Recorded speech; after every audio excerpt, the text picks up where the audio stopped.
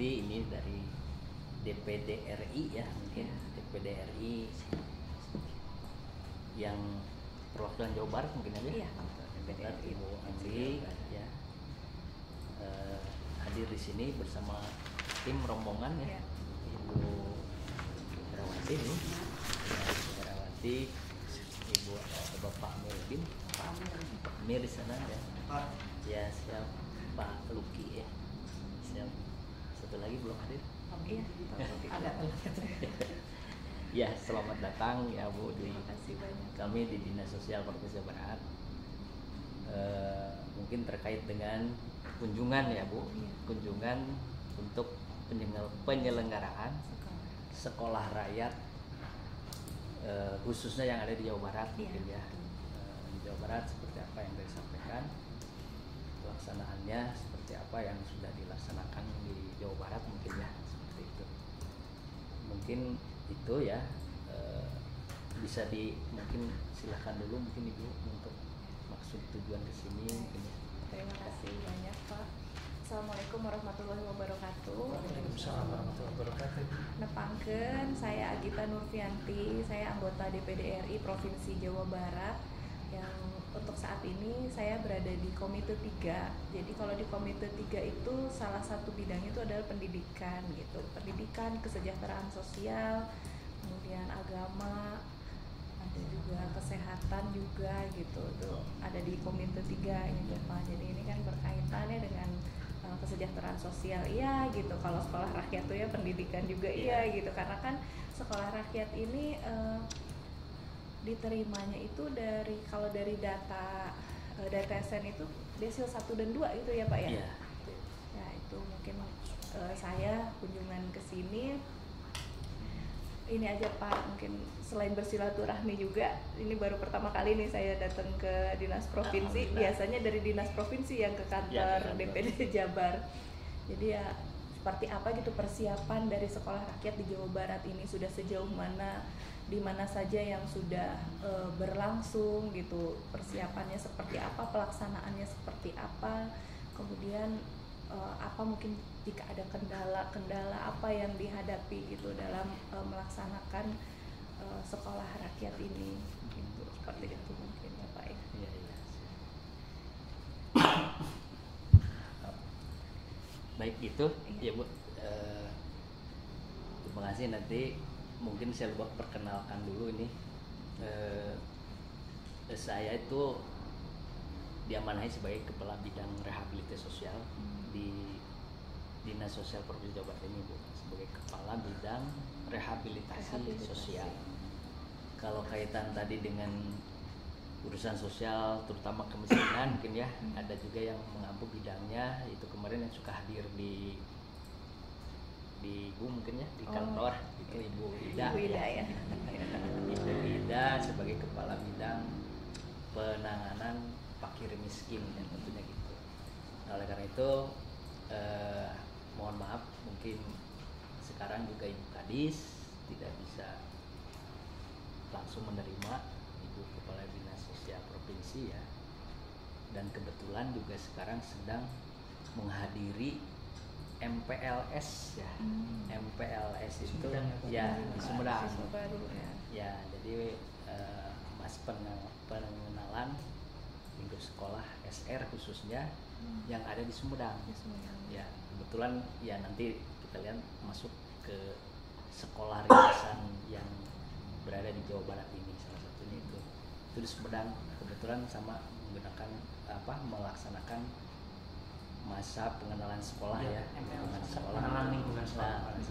Gitu. Nah, mohon maaf mungkin Ibu Kadis langsung ke sana tadi. Sedianya akan hadir juga di sini gitu ya, untuk kita fokus sekarang mempersiapkan sekolah yang di kita ini ya, sebetulnya. Nah, ini yang barusan saya sampaikan ini adalah kepala sekolah Bu, Pak Adi. Iya. Pak Adi adalah kepala sekolah di sekolah rintisan ini, sebutnya rintisan ya. Betul. 17 ya. Terintegrasi 17 Cimahi, Jawa Barat. Nah, sudah ada kepala sekolahnya dan guru-gurunya sudah ada juga ya. Jadi seperti apa ini Pak Adi sudah bergerak ya dari sejak awal kemarin ya, bulan Juli ya. Juli sama Pak, 18. Nah ini bersama teman-teman kami di bidang dan di dinas sosial ya, ada bidang rehabilitasi dan PMM, kita membentuk tim untuk penyelenggaraan sekolah rintisan ini khusus di dinas sosial. Itu ada Bu Wiwit ya, itu dari bidang PMM di bawah Bu Ida. Lalu ada Bu Citra itu ya, Bu Citra juga di bidang resos ya, dan ada Pak Novan juga di bidang resos gitu ya. Nah, kira-kira itu. Nah ini kita membuat tim Bu di sini satu di dinas itu untuk mendukung, mensupport untuk sekolah rakyat rintisan ini. Nah mungkin itu ya yang saya sampaikan. Nah mungkin untuk gambaran bagaimana tadi perkembangan pelaksanaan sekolah rintisan ini di khususnya yang ada di Jawa Barat ya. Mungkin ada sedikit ada gambaran ini pelaksanaannya ya, bahwa tadi saya sampaikan kita mensupport kepada program strategisnya Pak Presiden ya, Presiden, dan ditugaskan kepada Menteri Sosial ya, dan kita mendukung bahwa tahun 2005 ini sudah memulai dan mungkin nanti sampai akhir tahun 2000 periode Pak Presiden mungkin ya ini. Nah sudah dirintis sejak 2025. Nah kira-kira kalau yang di Jawa Barat rintisan atau sementara, sekolah sementara sekarang namanya rintisan mungkin ya, di Jawa Barat ini ada 16 sekolah rakyat rintisan. Jadi sekolah rakyat rintisannya ada 16 ya di Jawa Barat. Nah ini di mana saja ya, tadi saya sampaikan Bu bahwa ada 16 sekolah itu yang memang salah satunya di dinas sosial provinsi Jawa Barat. Nah ini di antaranya yang 16 ini, pertama mungkin ada di Kota Bogor, ini di sentra Galih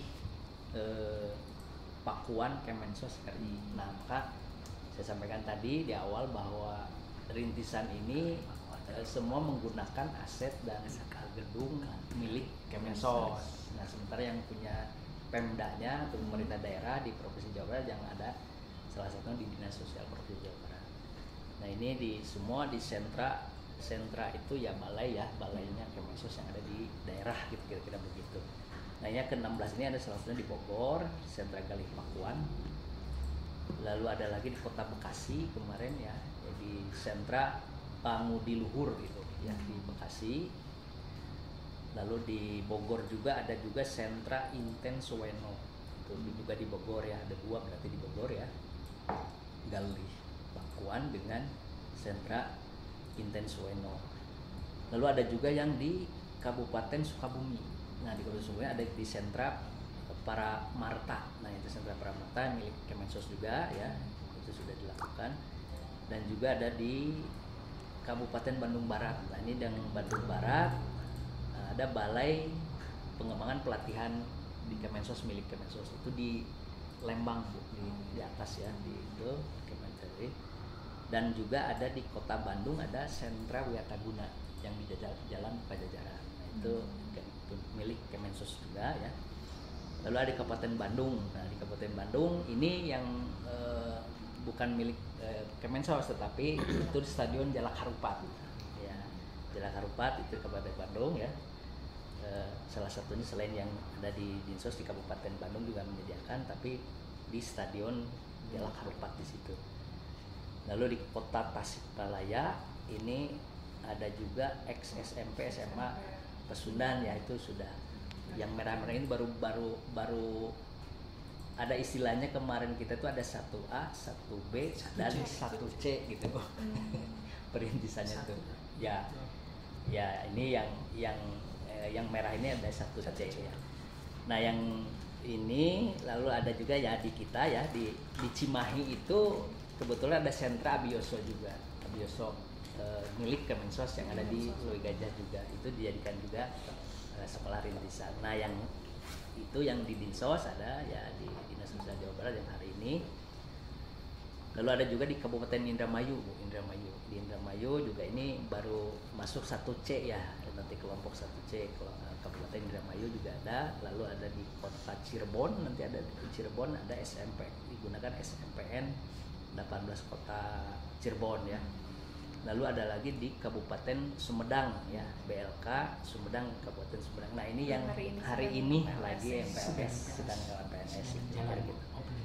Nah di Kota Bandung pun ada Poltekkes Bu, sekolah Politeknik Kesehatan Sosial yang ada di Jalan Ismail Haji Juanda di Dago. Itu yang di dekat Dago Hotel sebelah kiri. Sheraton. Bawahnya Oh, Sheraton ya. Sheraton betul. Ya, betul Sheraton ya. Dulu namanya STKS, Sekolah Tinggi Kesejahteraan Sosial, sekarang namanya Poltekkes kan. Itu milik Kemensos, sekolah khusus mengenai kesejahteraan sosial, mengenai urusan sosial. Nah, itu juga dijadikan salah satunya tempat sementara sekolah rakyat ya. Di Kota Bandung ya. Itu ada di selain di apa namanya Poltekkes juga ada Wiataguna tadi ya, yang di Pajajaran gitu. Ya. Khusus dulu Wiataguna itu balai sentranya untuk tunanetra. Ya, gitu tunanetra. Itu juga di situ dijadikan sementara ya. Nah, ini yang merah-merah ini Balai Besar Pelatihan Vokasi dan Produktivitas di Bandung, Kota Bandung juga akan dijadikan yang merah itu ya, yang merah. Kota Bandung yang ada di Jalan Gatsu itu masuk 1C ya, Di 1C depan baru TSM. rencana TSM. Depan TSM ada jalan itu ada di situ. Ya, ada juga. Ada STM ya? Iya BLK itu. Ya, betul. BLK. Betul. Kantor kita. Ya, ada itu akan dijadikan sementara ya. Ini sedang di apa disiapkan. VDC itu namanya. Itu balai latihan untuk tenaga kerja ya, ya. Betul, punya kebetulan kalau ada banyak yang menggunakan BLK punya Kemenaker gitu ya. Itu dan di sana akan dijadikan. Jadi yang merah-merahnya ada 3 mungkin ya. Ada di Kota Tasik, di Kabupaten Indramayu dan juga di Kota Bandung yang akan masuk istilah kami 1C, bukan ada 1A, 1B, 1C. Jadi 1A itu yang sudah berjalan. Ya, sudah berjalan. sudah berjalan. Sudah Sudah berjalan, ya. Untuk 1A itu yang sudah berjalan Ibu kita mulai tanggal 14 Ya. 14 Juli tetap berjalan, asramanya berlangsung berjalan mulai tanggal 14 Juli. 14 Juli kemarin. Yang 1B itu karena memang masih ada kendala di sarana prasarana yang belum selesai. Betul. Jadi diselenggarakan menyusul. Ya. Ada yang menyelenggarakan tanggal 5 hari ini, ada yang Ya. menyelenggarakan tanggal 15. Disesuaikan dengan 15 ketercapaian Agustus pembangunan, ini. betul, Ya. ketercapaian pembangunan di sekolahnya. Sekolahnya. Lalu kemudian yang 1C ini menyusul lokasi yang lokasi berikutnya yang memang diproyeksikan kalau tidak salah 53 lokasi lagi. Iya, Untuk di seluruh Indonesia mau 3 lokasi Tidak. lagi. Kebetulan kita di Jawa Barat dapat 3 ya Pak. Iya, 3 Ada di dapat. Indramayu itu untuk 1C. Iya. Bu proyeksinya itu September itu sudah. Ya, Ya. September jalan. Jadi pada saat 1A itu masuk sekolah baru ya, yang Betul. Juli 14. Betul. Nah, itu Lebaran masuk Asia. 1C itu dan dipersiapkan gedung-gedungnya Sentra kebanyakan. sentranya kebanyakan Sentra. sudah jadi gitu kan. Nah, yang 1B karena prasarananya belum selesai. Siap. Jadi nanti berkenan Ibu ke belakang ya, itu sudah renovasinya dipercepat untuk masuk nanti EPLS kita tanggal Tanggal 15 nanti ya 1B ini. Nah, itu penyiapan secara sarana prasarananya lah kira-kira, karena tadi belum siap. Kalau 1A sudah siap, langsung anak-anak sudah mulai sekolah, dan 1B baru akan direncanakan mulai sekarang gitu mulai. Nah, nanti 1C akan ikutnya bulan September kira-kira begitu tahapannya. Nah, ini ada beberapa data siswa mungkin ya yang ke-16 ini ya. Nah, ini data siswa ini sudah berjalan ya di 16 sekolah rakyat ini sudah dipersiapkan ini dengan ke para tenaga pendidiknya termasuk sekolahnya ini. Ini jenjangnya pun sudah dipersiapkan. Jadi ke-16 rintisan sekolah ini ya ada SD ya, SD, SMP, jenjangnya ada SMA juga. Nah, ini di masing-masing rintisan ini yang 16 berbeda gitu. Ada yang namanya terintegrasi ya. Betul. Nah, itu berarti kalau terintegrasi ada SMP, ada SMA jenjangnya ya. Dalam Ada satu dari SD sekolah. juga. Ya, Ya, SD dalam juga satu- dalam dalam satu satu sekolah sekolah rakyat itu. Karena kalau secara pendidikan umum kan ada jenjang SD, SMP, SMA itu ada kewenangan ya. Antara kalau SMA, SMK itu kewenangan provinsi kan, sekolahnya. Nah kalau SMP sama SD itu kabupaten kota. Nah ini kan disatukan sekarang kan.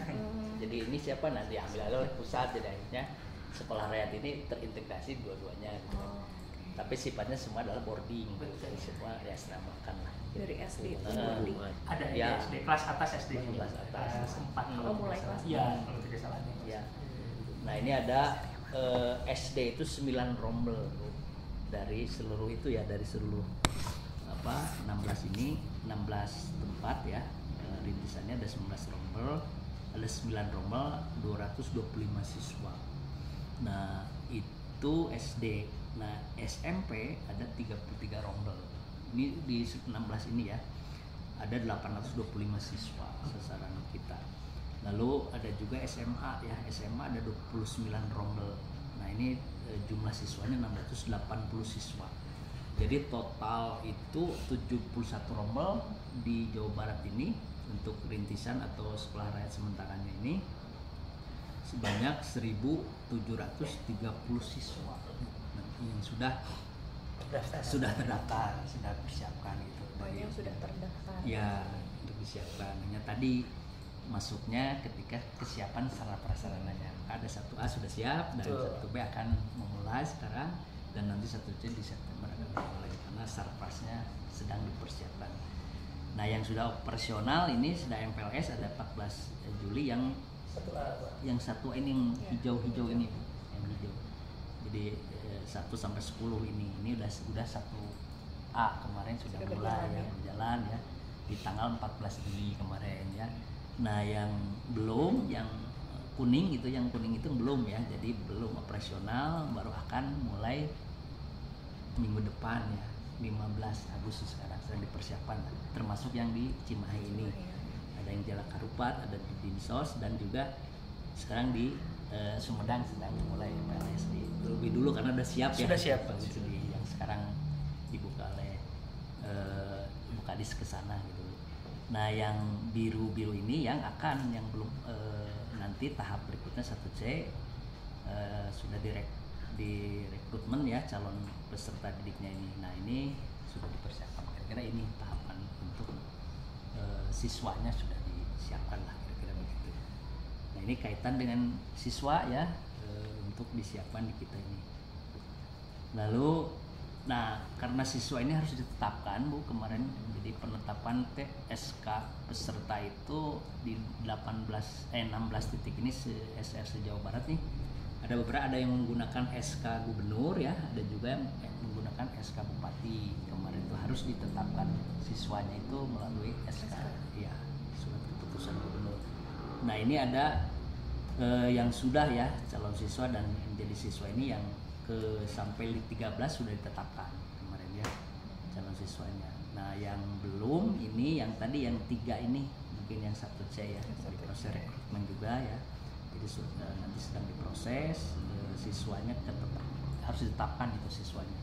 Dan ini juga prosesnya panjang juga ya Pak. Panjang dan berliku. Jadi kita survei tadi sesuai dengan desil 1 dan 2 ini. Kita harus betul-betul kita merekrutmennya siswa itu sampai ada tim pendamping PKH ya yang langsung ke lapangan supaya tadi betul-betul anak sekolah itu adalah keluarga yang masuk di desil 1 ya 1-2. Jadi prosesnya sampai verifikasi validasinya betul-betul di survei ke lapangan. Nah dari Kemensos ada yang namanya pendamping PKH langsung datang ke survei ke lapangan untuk memastikan bahwa itu betul-betul tadi desil 1 dan 2 karena itu syaratnya harus itu gitu. Supaya kita tadi bahwa sekolah rakyat diselenggarakan itu untuk memutus rantai tadi kemiskinan dari keluarga yang tidak mampu ini gitu ya, supaya tetap tepat sasaran lah kira-kira gitu. Ini salah satunya juga untuk menangani kemiskinan gitu di rantai pemutusan sekolah anak-anaknya gitu kira-kira. ini sudah berjalan secara SK ya, proses penetapan SK. Nah berikutnya mungkin ini sekolah rakyat rintisan khusus di kami ya di Dinsos di Cimahi, namanya sekolah rakyat terintegrasi tadi, karena kita ada 4 rombel, 2 rombel SMP dan 2 rombel SMA. Nah ini sudah diberi nama kemarin tuh ya. Sudah PSN-nya sudah ada. Sudah ada Nomenklaturnya ya, memang. nomenklaturnya. Jadi sekolah rakyat terintegrasi 17 Cimahi. Nomor 17 cantik, namanya. nomor cantik. Insya Allah di kemerdekaan. Merdeka. Di Agustus ini. Jadi kemarin kalau secara prasarana mulai ini di renov ini yang ada di kami ini di Dinsos itu direnov pada awal Juli 4 Juli dan akan selesai 17 Agustus harus selesai ini oleh Kementerian PU ya yang melaksanakannya Bu untuk renov ini tidak membangun tapi renov yang sudah ada. Rehab berat. Jadi Bukan kalau renov, Pak, rehab berat. Jadi sekolah rakyat sementara sekarang diganti rintisan ya itu yang dilaksanakan di tahun 2025 itu yang sudah ada gedungnya. Nanti kan ada permanen. Nah permanen untuk persiapan nanti permanen tahun berikutnya kan harus menyiapkan untuk pendukungan program ini dari pemerintah daerah menyiapkan lahan 5 hektar sampai 10 hektar seluruh kabupaten kota dan termasuk provinsi. Nah yang permanennya ini kita sudah ada ya ke 27 kabupaten kota yang ada di provinsi, termasuk kita yang provinsi milik provinsi lahannya ada 2 yang diusulkan gitu ya. Nah yang kabupaten kota juga beberapa yang sudah disiapkan lahan-lahan yang tadi untuk permanennya sudah. Nah kita yang provinsi disiapkan di Sumedang di Sakurjaya untuk lahan, kita punya lahan yang milik provinsi ya, ada 10 hektar di Sumedang untuk nanti yang persiapan permanen. Nah nanti mungkin kalau sudah permanen jadi sekolah rintisan ini sekolah sementara pindah nanti ke sana sudah siap gitu tahun 2027 ini. Nah, maka tahun 2025 sudah dimulai untuk merintis berjalannya sekolah rakyat ini. Kira-kira begitu. Yang sementara itu disiapkan ya. Terutama kemarin dari Kemensos itu minta ya dari sentra-sentranya tadi ya, jadi ada gedungnya sudah ada direhab sedikit-sedikit dia bergabung, ada yang di sentra, ada yang di kita di sini gitu kan, nah, seperti itu disiapkannya sehingga pas ada permanen sudah jadi sudah siap ya. Tinggal pindah kira-kira begitu kemarin. Nah ini Bu jadi SR Dinsos Provinsi. Nah ini kita tadi peserta didiknya sudah ada ya 50 siswa SMP dan juga ada 50 siswa SMA. Nah itu ini laki perempuannya ya, untuk SMP ada 20 siswa perempuan dan untuk laki-lakinya ada 29 siswa ini sudah SMP, dan jenjang SMA-nya ada juga yang 50 itu laki-lakinya 30 siswa dan perempuannya 20 siswa. Nah ini jumlah yang ada di kami. Nah ini asal kabupatennya. Kalau SMP kebanyakan dari kota Cimahi dan Kabupaten Bandung. Ya. Kalau yang SMP ya kota Cimahi dan Kabupaten Bandung. Nah kalau yang jenjang SMA asal kabupaten kotanya ada dari Bandung Barat, ada juga Kabupaten Bogor dan Kabupaten Bandung. Jadi ada yang jauh dari. Nggak ada justru ya. Cimahi ada 1 orang. Ada satu orang saja. Kalau Cimahi kebanyakan SMP itu di Abioso. Jadi di Abioso Kota Cimahi. Yang SMA? Yang SMA kebetulan. Ini kan yang SMA-nya tuh nggak ada dari Cimahi. Oh yang dari ke Cimahi. Betul. Ya memang ada ya. SMA dari Cimahi memang belum ada. Kita belum ada yang dari SMA ya yang dari Cimahi. Jadi malah jauh yang dari Kabupaten Bogor. Iya. Karena memang skala provinsi gitu ya. Ya, jadi memang kita mengambilnya dari banyak tempat. Memang kita melting potnya di sini Bu. Jadi ada yang dari kabupaten kemarin juga waktu kunjungan Dirjen ya Pak ya, ada yang dari Cicalengka, jauh paling ujung Cicalengka. Kalau untuk Kabupaten Bandung, lalu kalau yang paling lebih jauh lagi dari Bogor Bu, kebetulan kita ada sebagian ditempatkan di Balikpapan, sebagian di kita, lalu kemudian ada yang dari Kabupaten Bandung, dan yang terakhir kemarin update terakhir memang ada yang dari Kota Cimahi tapi hanya 1 orang sepertinya untuk SMP. Iya, jadi lebih banyak SMA itu dari luar Cimahi. Betul, ya. dari luar Cimahi. Ini hasil tadi Bu survei gitu ya. Nah yang karena ada Cimahi fokus di Abioso ya kemarin Untuk SMP ya, SMP betul. jadi sana Cimahi dibagi 2 dengan kita ya. Asalnya mulanya memang kita jenjang SMA yang di sini. Asalnya Tapi Rencana SMP awalnya itu SMA. SMA yang di Dinsos Cimahi di Dinsos provinsi ini. Tadi Perkembangannya sehingga jadi dua. Jadi ada SMP juga. SMP gitu lah kira-kira begitu. Nah ini kira-kira perekrutannya ya yang jadi ada 2 rombel sehingga namanya terintegrasi 2 jenjang. Ini kaitan dengan siswanya yang sudah siap ya di sini Bu. Lalu ini SSK penetapannya mungkin ya, nanti ada SSK penetapan yang tadi sampaikan, ada yang ditetapkan melalui gubernur, ada juga yang penetapan melalui bupati dan wali kota yang tadi yang penetapannya kemarin dari Kemensos seperti ini yang diharuskan ditetapkan oleh kepala daerah lah. Ya, karena SK penetapan calon peserta didik jenjang SMA dan juga SMP ini yang dari gubernur ya, yang dari gubernur kemarin pemilahannya tadi Bu, kaitan kewenangan kan SMA, SMK ya SMA aja jenjang SMA menengah itu kewenangan provinsi sehingga ya sekarang oleh gubernur gitu. SMP SD oleh kabupaten kota gitu kira-kira begitu. Dilanjut ini SK-SK-nya yang ada juga yang kemarin oleh kepala dinas ya, ada tambahan-tambahan kemarin Bu. Karena tadi ketika siswa mengundurkan diri harus ada kendalanya kita banyak ya, salah satunya kendalanya itu. Jadi siswa itu ada yang siap beberapa siswa tapi kita pas mau ini kan ya mengundurkan diri juga ada ya itu. Ya karena memang alasannya itu Pak Kepstik ya. Ya betul. Alasannya belum siap karena harus boarding gitu kan. Ada yang pindah ke pesantren, Ada diterima di pesantren juga. Pesantren gitu kan. Nah, itu kendala-kendala salah satunya dalam perekrutan itu. Ada yang apalagi yang kendala SD ya. Kalau SD kan Waduh, kalau SD itu lebih ceritanya lebih iya kan lebih kan, gini Bu, karena setiap malam kami kepala sekolah jam 7 itu sesi curhat Ibu. Jadi kami di grup internal itu sesi curhatnya Ibu. Jadi kita berbagi pengalaman, berbagi praktik baik dengan semua kepala sekolah yang sudah jalan. Iya, betul. Tentang bagaimana pelaksanaan bagaimana di lapangan, bagaimana, dan yang paling kita paling salut dan kagum itu yang SD, karena siswanya masih umurnya masih kecil, karena belum bisa ditinggalin orang tua ya. Jangankan SD, betul, SMP sendiri masih homesicknya Bu, itu luar biasa. Jadi ya menarik lah. Nanti kita tambahin nanti.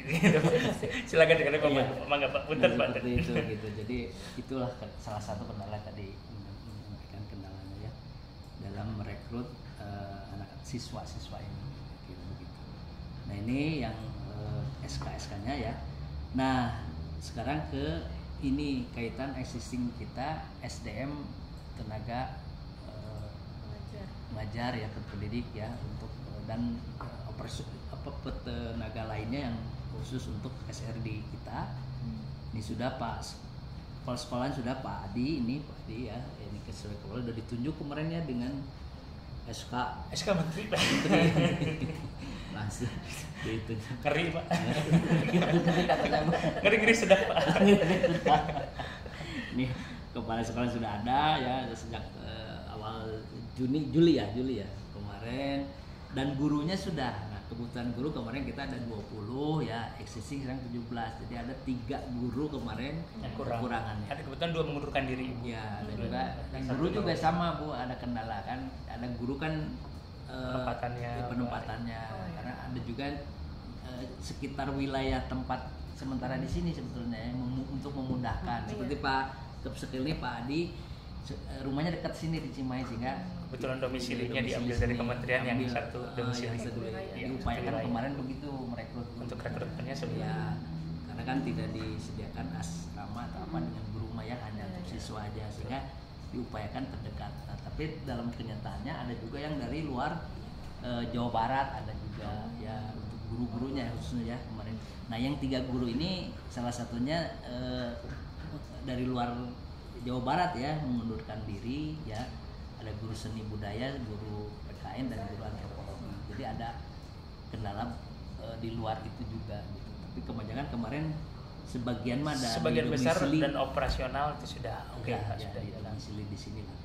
Nah sehingga 3 ini lagi dipersiapkan juga penggantinya ya Pak. Ya Pak dipersiapkan Ya. penggantinya dari Kapusdiklat Mangrove ya, Mangrove-nya sudah itu Pusdiklat Bangprop itu dari Kementerian Sosial yang merekrut untuk persiapan tenaga pendidik itu ya. Betul. Nah, seperti itu.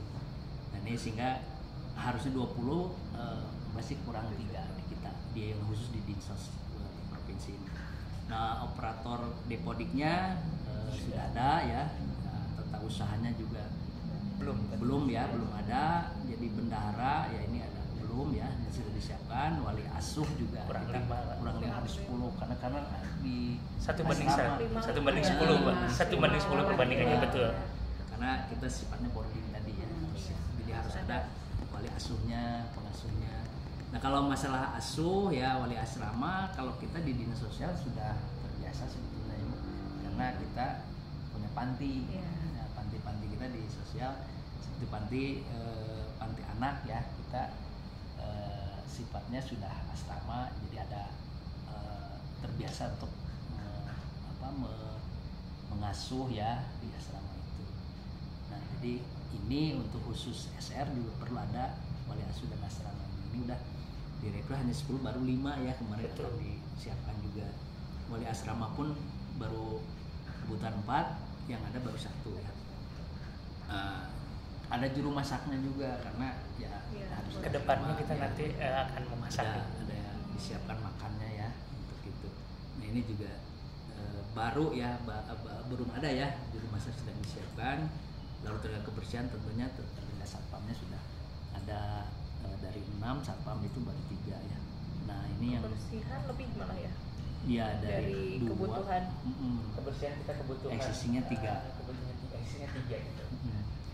Nah ini kira-kira tenaga-tenaga yang akan mengoperasikan sekolah rakyat ini termasuk tenaga pendidikannya guru. Ini kira-kira existingnya sedang dipersiapkan tuh Bu ya.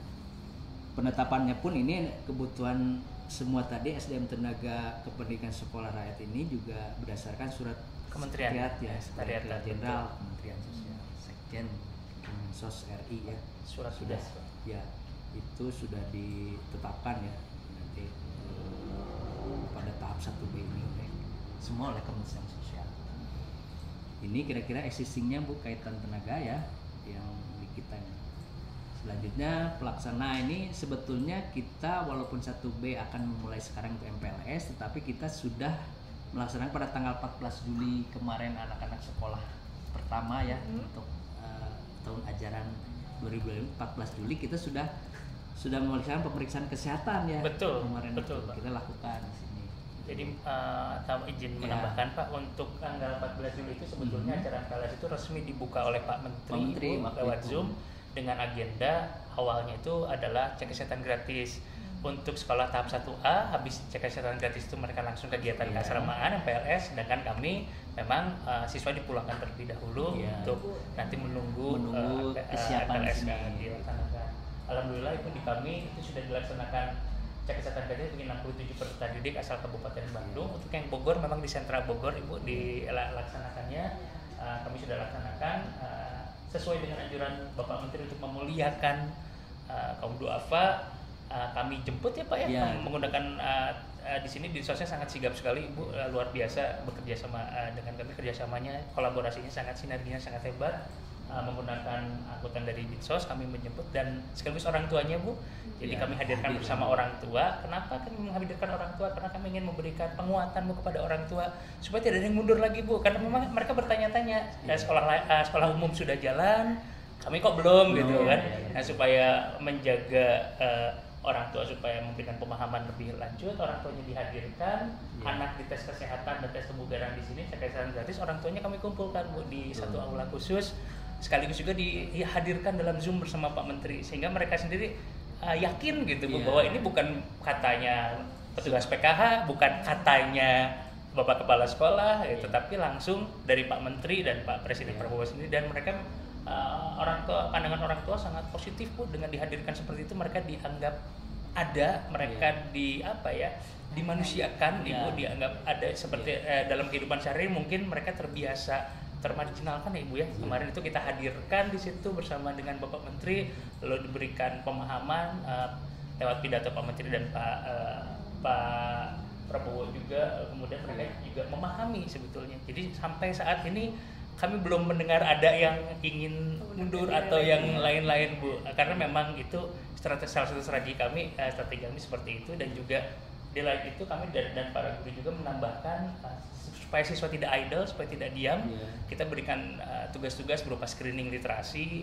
Kami beri beberapa tambah e-book yang mereka harus resensi, karena kami juga ingin tahu Bu untuk kemampuan literasi mereka untuk screening dasar. Lalu mereka juga diberi kemampuan literasi untuk menulis Bu. Kami ingin tahu apakah mereka lancar atau tidak menulisnya, gaya penulisan mereka seperti apa. Dan kebetulan guru BK kami ada yang memiliki latar belakang ilmu psikologi yang cukup baik, memahami grafologi Bu. Jadi bisa dibaca nanti tulisan tangannya seperti apa, ditambah dengan nanti akan ada talent DNA mapping yang program Pak Ari Ginanjar Bu pada saat nanti di sekolah. Jadi kita harap latar belakang siswa bisa kemampuan siswa bisa kita mapping dengan baik, sehingga sejalan dengan tujuan kurikulum di SR yang memang personalized Bu, memang terpersonalisasi. Ya betul. Sekian Pak. Karena sekolah baru kan Ibu, sekolah raya itu apa gitu kan. Kalau mereka kan tadi untuk kaum duafa itu kan sekolah di sekolah umum pun ada ya, afirmatif kan untuk sekolah khusus untuk itu bisa. Makanya sekarang sekolah khusus SR itu apa gitu kan, ada boarding, sehingga meyakinkan tadi untuk pas pembukaan sekolah ajaran baru tanggal 14 itu serentak seluruh Indonesia oleh Menteri ya. Oleh Pak Menteri. Nah yang dibuka waktu itu Pak Menteri di Bogor, Intensweno kalau nggak salah. Nah itu serentak, sehingga memastikan, meyakinkan kepada seluruh warga ya, yang khususnya itu yang sekolah itu benar, oh ini ada sekolah raya itu ini benar, ada betul, yang sementara yang umum banyak, oh ini ada penyelenggaraan seperti meyakinkan tadi, sehingga pelaksanaan serentak waktu itu ya. Nah kita karena belum bisa secara prasarana, sehingga tes kesehatan dulu kemarin ya, kesehatan awalnya ya seperti itu. Betul. Dimulai dari kesehatan. Dimulai ya. Betul, Oh, data anak kesehatan tuh, dan kebugaran Ibu. orang lain sekolah kita enggak ya, akhirnya kita memang tahapannya begitu ya sekolah. Dan hasilnya meyakinkan tadi pada warga yang untuk sekolah rakyat ini. Nah kira-kira ini Bu, kemarin tanggal 14 itu sudah dimulai sebetulnya. Tadi disampaikan oleh Pak Adi juga, sekolah sudah berjalan juga. Setelah itu kan mereka pulang, kok nggak sekolah lagi ya? Betul. Tapi berjalan guru ini dengan secara online mereka juga ada screening literasi, kok screening dari numerasi ini juga. kemarin nggak sekolah ya, sambil menunggu mereka diyakinkan ke orang tua, dan mereka juga sudah berjalan.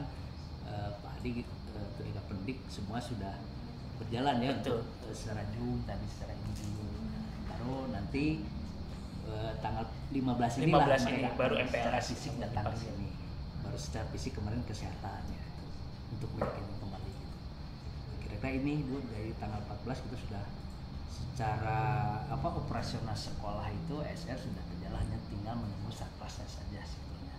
Kalau yang sementara ini maka 1B, 1A, 1B, 1C itu.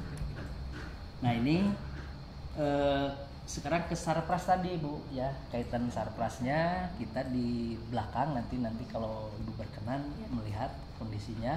Kalau secara sarpras kita dikejar sampai waktu secara penyelesaiannya tanggal 17 sebetulnya, maka terintegrasi 17 tetapi karena ingin dipercepat ya, tanggal 11 Agustus kemarin ke Kementerian PU yang mengerjakannya, kita akan ada MPLS tanggal 15, sehingga insya Allah tanggal 11 Agustus ini bangunan sudah siap dengan sarana prasarananya gitu kan, tidak hanya gedungnya tetapi juga mebelirnya, yaitu sarana dari asrama maupun kelas-kelasnya lah, kira-kira begitu.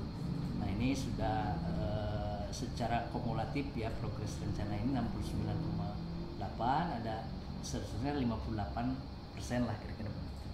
Nah kalau secara fisik bangunan tanpa melebihi 28%, jadi 70% lah kira-kira. Insya Allah seminggu tanggal 11 ini tanggal kan 11 sudah 15 akan serah terima nah, kunci. serah terima MPLS tanggal 11 Agustus kita akan selesai insya Allah. Mudah-mudahan lah kita di situ kerja Sambriang ya kerja 150 pekerja Bu. 150 Sampai pekerja. Hebatnya di Instansi ini menyediakan tenda Bu Iya. untuk tempat Untuk kerjanya. Ada 2 tenda dom besar itu Iya. disediakan untuk bekerja, sehingga kerjanya itu memang Iya. cepat. Jadi secara bangunan Luar biasa. itu kontraknya 45 hari gitu. Oh, ini betul supaya Ngebut ya. selesai ngebut lah kira-kira. Ngebut, tapi kondisinya yang kami itu Ya. sepertinya paling bagus Ya. di antara karena penguatannya Jadi, banyak penguatan. tidak hanya mempercepat tapi Tetap kan juga. kualitas untuk keamanan anak-anak Betul. juga diperhatikan juga Betul. sehingga kualitasnya Kan ada jaminan insya Allah dari jaminan dari PU-nya PU. 10 tahun loh. Iya. Aman. Hal keamanan dari sisi bangunan juga Iya. untuk anak-anak harus sarannya harus diperhatikan ya betul. kualitas. Jadi bahwa anak ya katanya dari kaum duafa tapi ketika itu hanya seadanya itu harus lebih gitu. Iya. Nah, itulah Sekolah kita rakyat. disiapkan ya sekolah rakyat ini benar-benar gitu ya bahwa nah ini untuk duafa seadanya nggak begitu. Itu pesannya Pak Presiden sebetulnya ya ke Kemensos itu bahwa dari sisi sarpras juga dari sisi kan semua disiapkan untuk sebaik-baiknya gitu ya, semaksimal mungkin untuk keperluannya lah kira-kira gitu. Sehingga kualitas pun harus dijaga lah kira-kira begitu. Nah ini Bu jadi progresnya yang kalau nanti berkenan di belakang sedang berupaya untuk menyelesaikan kira-kira begitu. Nah ini pekerjaannya ya tadi yang sampaikan itu SDM pekerjanya itu 122 orang, banyak sekali. Jadi dari tiap hari itu dari pagi sampai malam jam 10 terus-terusan ya.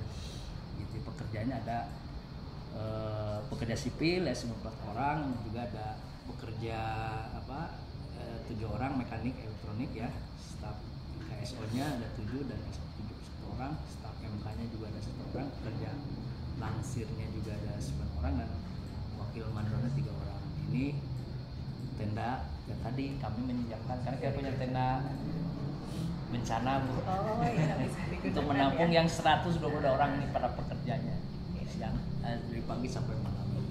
Ini sudah berjalan ya. Lalu asrama mungkin ya, bangun asramanya ini Bu, asramanya ya. Asrama ada 4 asrama di kita itu untuk menampung anak-anak total tadi ya 100 orang itu. Ada putra dan putri, ini ada asrama 1 sampai dengan 4 ini.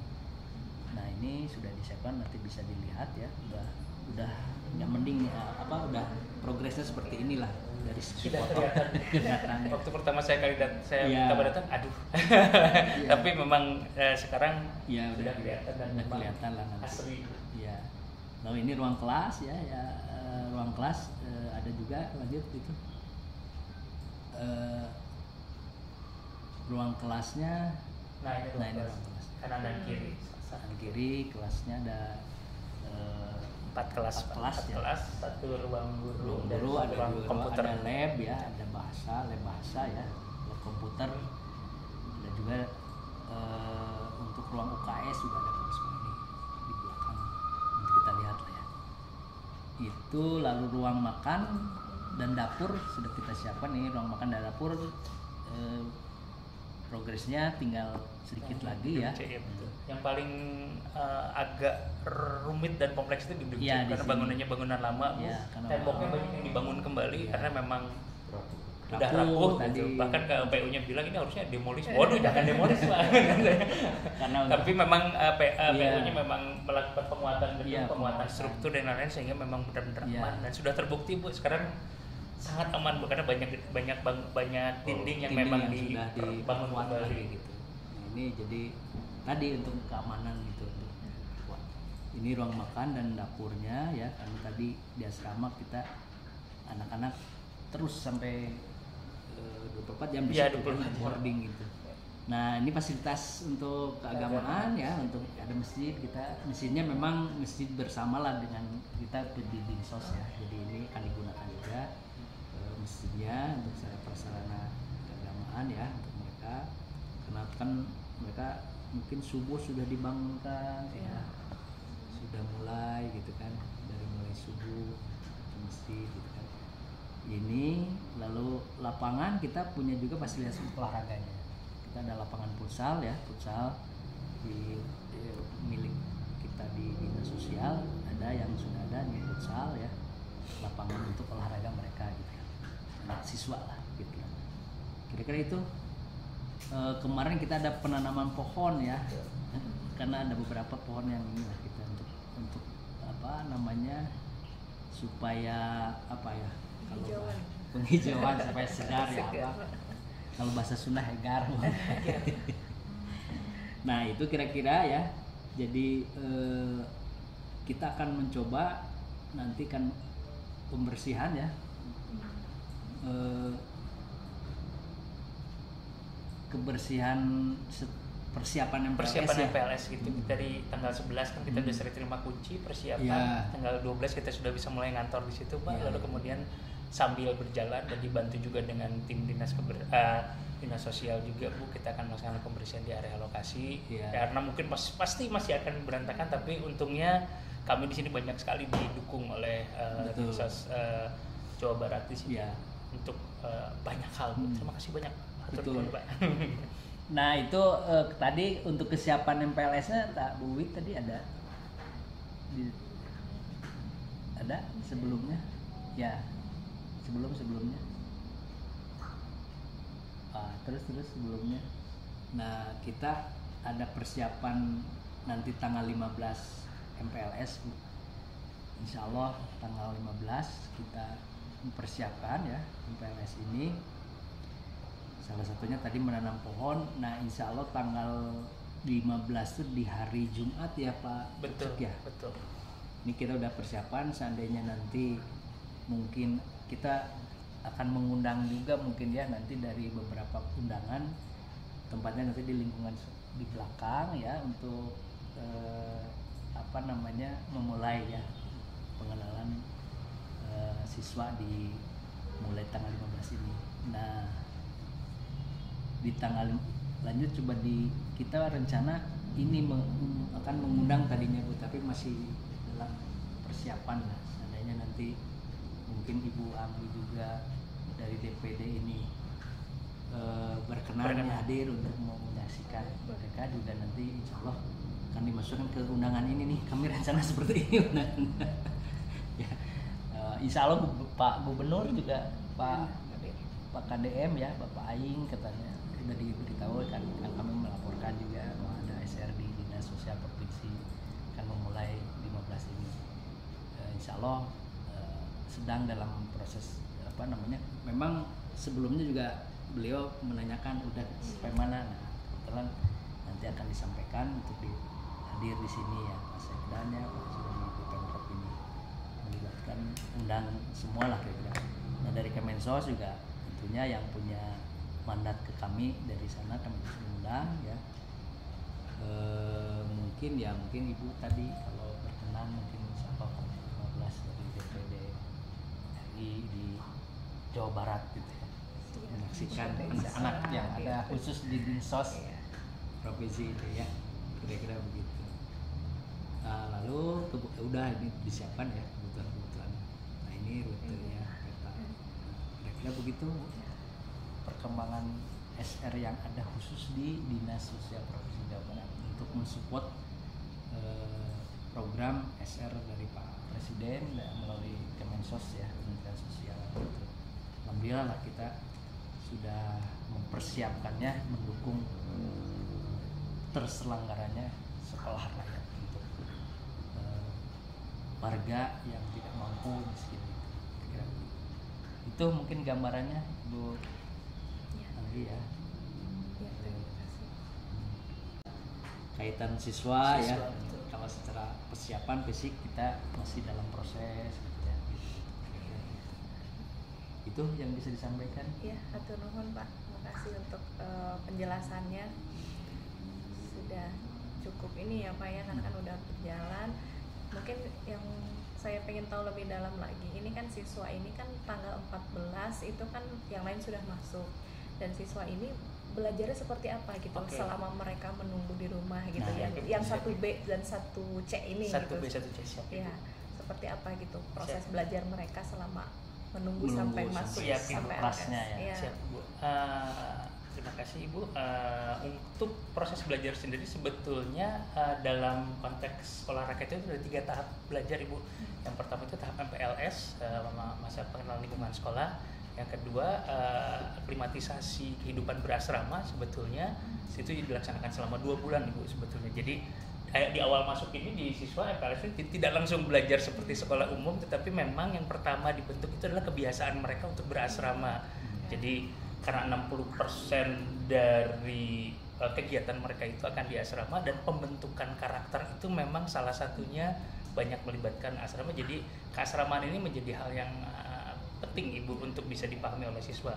Nah, di sini kita merubah kebiasaan siswa dari yang biasanya tidurnya tidak teratur menjadi teratur, dari yang biasanya mereka mungkin berperilaku ada-adanya kita bentuk supaya mereka perilakunya memang kongruen dengan tujuan sekolah rakyat, dari mulai kebiasaan-kebiasaan habitual yang memang dikondisikan untuk disesuaikan dengan kondisi sekolah rakyat. Dan itu memang tidak bisa makan waktu yang singkat Ibu, memang harus ada proses, dan kita itu ada waktu sekitar 2-3 bulan untuk aklimatisasi itu, ditambah dengan nantinya masuk untuk materi-materi pembelajaran yang sifatnya umum Ibu. Adapun yang ketiga baru kita masuk nanti ke proses KBM. Proses KBM kita sendiri kurikulumnya kurikulum nasional Ibu, tetapi yang diberikan pengayaan khususnya ke personalisasi, pembelajaran yang terpersonalisasi, dan juga nantinya siswa akan diberikan life skills dan kemampuan-kemampuan kehidupan yang mungkin untuk mereka nanti akan bisa menjadi bekal di kemudian hari Ibu. Dan pembelajarannya kita itu sebetulnya kita mengadopsi dari sistem dari sebuah madrasah yang cukup besar di Surabaya, Al-Hikmah Ibu.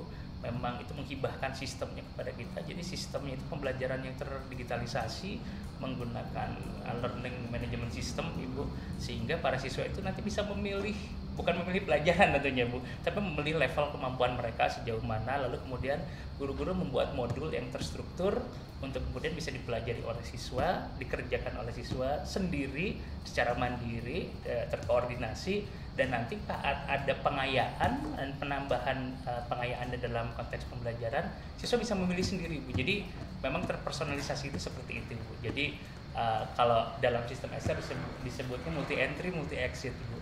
Jadi multi entry itu dia bisa masuk kapan saja, lalu juga bisa keluar dengan outcome yang bermacam-macam. Tentunya kami memperhatikan kenyataan bahwa kita tidak bisa memilih siswa yang masuk Bu. Kita tidak bisa menseleksi atau men-screening siswa yang masuk ke sini. Otomatis konsep penguatan itu harus lewat sistem pembelajaran dan sistem yang ada di sekolah. Diharapkan dengan sistem yang baik itu nanti akan keluar outcome yang baik, karena kita nggak bisa menyeleksi awalnya. Berbeda dengan sekolah-sekolah unggulan lain Ibu. Saya bilang sekolah unggulan kenapa? Karena Pak Menteri menekankan bahwa kita harus jadi sekolah unggulan.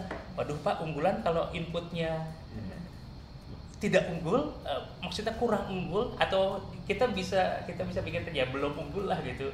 Berarti kan beratnya itu di sistemnya gitu Bu. Jadi ya kita nanti secara simultan akan memikirkan atau akan merencanakan sistem juga pembelajaran yang memang berpusat pada siswa dan cocok gitu Bu. Karena jujur kita belum bisa mengetahui kemampuan dasar siswa, dan kita juga tidak boleh berasumsi Bu. Asumsi kita kan selama ini kan bahwa orang mereka di kalangan tidak mampu itu gitu, tidak mungkin lah. Tapi ternyata setelah berjalan di beberapa lokasi, memang ternyata banyak mutiara yang terpendam Bu. Jujur, saya juga kaget gitu mendengar pengalaman di sekolah lain bersama guru-guru yang sudah berjalan. Ada yang hafidz Quran ternyata, ada yang memang bisa estetika menarinya bagus, ada yang memang matematikanya luar biasa gitu. Nah, di SR17 terintegrasi ini karena kita belum menghadirkan siswa, jadi kita belum Ada beberapa lah Bu yang diceritakan oleh PKH-nya bahwa ini anak ini seperti ini, anak ini seperti ini, dan prestasi raportnya cukup baik gitu Bu. Tapi kan kita tidak bisa melihat hanya dari itu saja Ibu ya. Memang anak harus hadir dan kita harus benar-benar mengetahui siswa tersebut. Lalu kemudian kita cari nih mutiara-mutiara yang terpendamnya seperti apa, lalu kita arahkan secara personal. Agak sedih gitu sebetulnya Ibu saya melihat latar belakang siswa ini, karena saya baru sebentar saja bersentuhan kemarin waktu pada saat kita cek kesehatan gratis, dan juga waktu Irjen kemarin datang ke sini Ibu, kami melakukan kunjungan ke Irjen Kemensos ke sini, kami melakukan kunjungan ke rumah siswa. Mungkin agenda Kemensos menyesuaikan validitas data dan lain-lain Bu, tapi kalau kami punya agenda tersendiri, kami ingin tahu sih bagaimana rumahnya, bagaimana kondisi siswanya, bagaimana mereka berinteraksi, kan kelihatan gitu Bu. Pertanyaan pertama yang diajukan oleh Irjan itu sederhana Bu, tapi ini sangat buat saya sangat menyentuh hati. Cita-cita kamu apa? Jeda Bu, lama jedanya. Kebayangkan seorang anak yang untuk membayangkan cita-cita saja yang itu imajiner sifatnya Bu. Saya pengen jadi astronot, saya pengen jadi presiden, saya pengen jadi apa. Tetapi buat mereka itu jeda untuk berpikirnya lama. Secara psikologis itu bisa menunjukkan bahwa mereka itu punya kepribadian yang mungkin inferior, mungkin kurang percaya diri, mungkin memang karena tekanan pressure ekonomi mereka, jadi mereka sama sekali tidak punya mimpi, tidak punya mimpi. Nah di sini memang betul gitu bahwa kami di ASR ini yang pertama kami ingin bangun itu adalah motivasi Bu, motivasi dan empati yang nantinya tentunya dijabarkan lewat struktur kurikulum nanti akan kami laksanakan yang personalized tadi. Kedepannya yaitu yang akan kami lakukan dalam bidang pembelajaran Ibu. Tapi untuk sementara memang di awal itu kami melakukan yang tadi dibilang Ibu, pembelajaran yang sifatnya belum seperti belajar Bu kelihatannya. Jadi kalau kami udah masuk ke pembelajaran mereka udah langsung berapa satu dikasih soal matematika, dikasih soal gitu mereka. Tetapi kami simpel aja. Tolong baca buku, ini bukunya untuk seni literasi. Ini baca, ini buku ada pilihan 10 buku, tolong baca, yang disesuaikan tentunya dikurasi sesuai dengan umur mereka. Kemudian tolong buat resensinya, rangkuman berdasarkan apa yang kamu rasakan, apa yang kamu dapatkan pengalaman di situ, tokoh-tokoh apa yang menginspirasi kamu, apa yang kamu tidak suka dari buku ini, dari pertanyaan-pertanyaan tersebut mereka membuat resensi Bu, resensi, dan kami akan lihat sejauh mana mereka bisa mengembangkan kemampuan literasi mereka, karena literasi itu bukan soal bisa membaca Ibu, tetapi soal reading comprehension, memahami dan berusaha untuk mengambil sari-sari dari bacaan tersebut. Nah itu pertama yang kami lakukan secara terkoordinasi secara online juga. Nah nanti tugas mereka itu dibawa pada saat MPLS masuk dan kita akan screening Ibu. Untuk sementara kami tolong Bapak Ibu mohon minta fotoin anak-anaknya yang sudah mengerjakan, kami butuh contohnya difotokan Bu. Nggak ada yang belajar di meja belajar Bu. Tidak ada. Bahkan kalau dilihat, kalau kami boleh nanti tayangkan profil siswanya, ya kita bisa lihat profil siswa kita masing-masing, semua itu di bawah begini. Mengingatkan saya pada saya berapa puluh tahun yang lalu gitu. Ya itu mungkin kita sebagai manusia bisa merefleksi kadang-kadang kenapa Tuhan kok menaruh saya di sini gitu. Jadi kadang-kadang mungkin itu merupakan salah satu lingkaran yang harus saya pribadi lalui dan beberapa rekan-rekan guru di kami yang memang lulusan bidik misi, berasal dari latar belakang yang sama, berasal dari konteks yang sama. Jadi kami seakan-akan diingatkan diri kami beberapa puluh tahun yang lalu gitu, dengan prakondisi seperti itu. Oh iya, ini yang harus kita selamatkan, inilah anak-anak yang harus kita jaga, inilah anak-anak yang kita harus palingkan muka kita ke situ, bukan hanya memikirkan soal kemajuan dunia pendidikan, tapi untuk siapa pendidikan tersebut memang memiliki impact gitu. Terutama kalau yang saya yakin Sekolah Rakyat ini merupakan eksperimen sosial yang luar biasa Bu. Artinya selama ini kita arah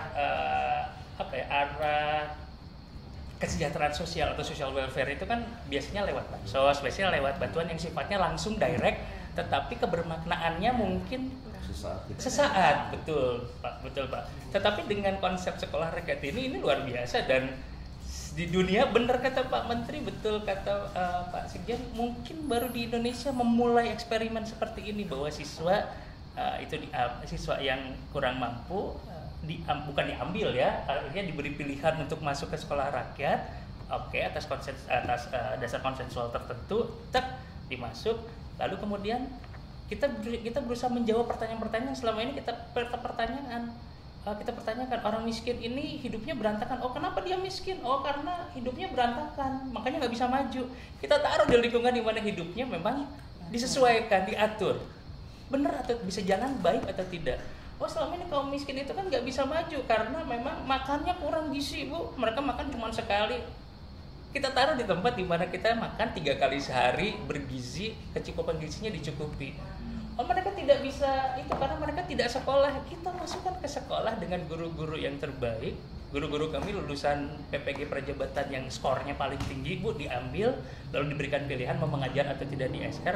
Dan memang terbukti guru-guru di kami ada beberapa guru yang satu ada guru PJOK-nya atlet, Bu, atlet futsal, yang guru IPA-nya itu pengajar olimpiade, ada yang memang sudah punya pengalaman di sekolah internasional dan bermacam-macam.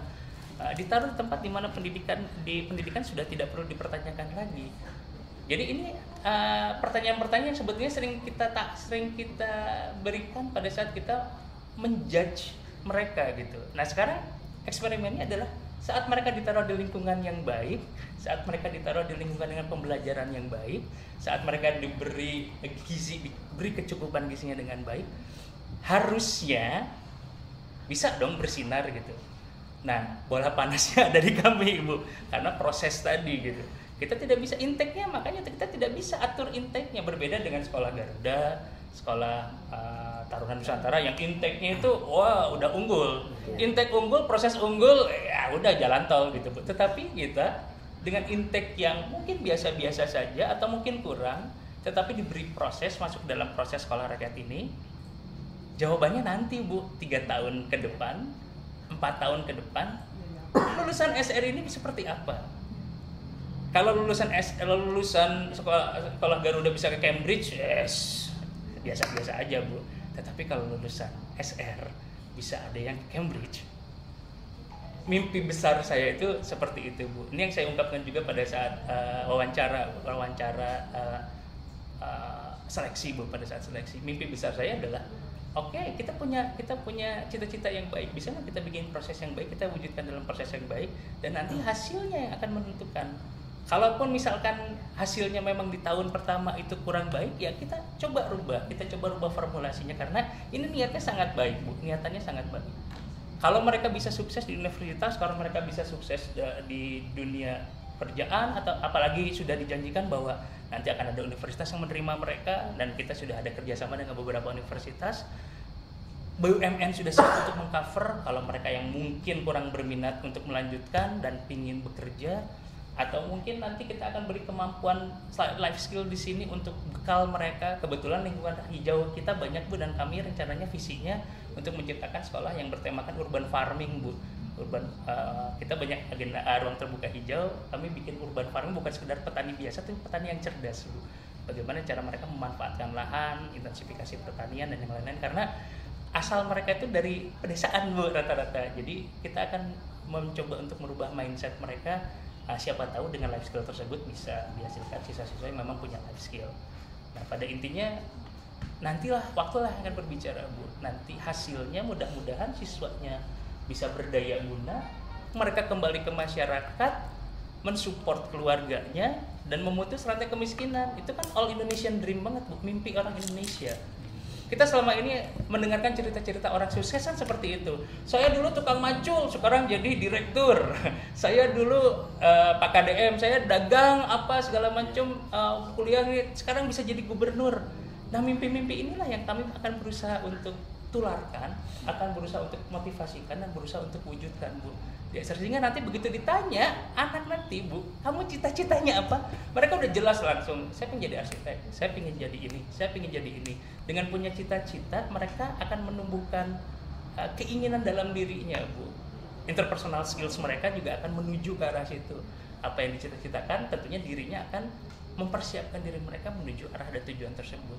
Sekarang kalau ditanya tujuannya aja tidak mengerti, tidak paham, bagaimana mungkin mereka bisa mencapai tujuan dalam hidup mereka, Bu?